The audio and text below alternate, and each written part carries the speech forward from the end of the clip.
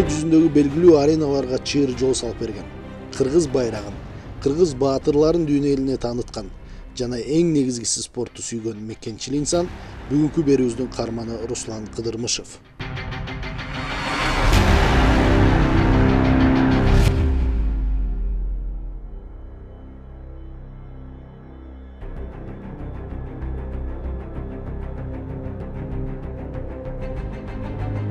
Кыргыздын спортсмендердин ушундай бир күйөт, ушу Кыргызстан желегин желбиреткиле, алдыга эметкиле, силер да кыргыз элинин тарыхында калгыла.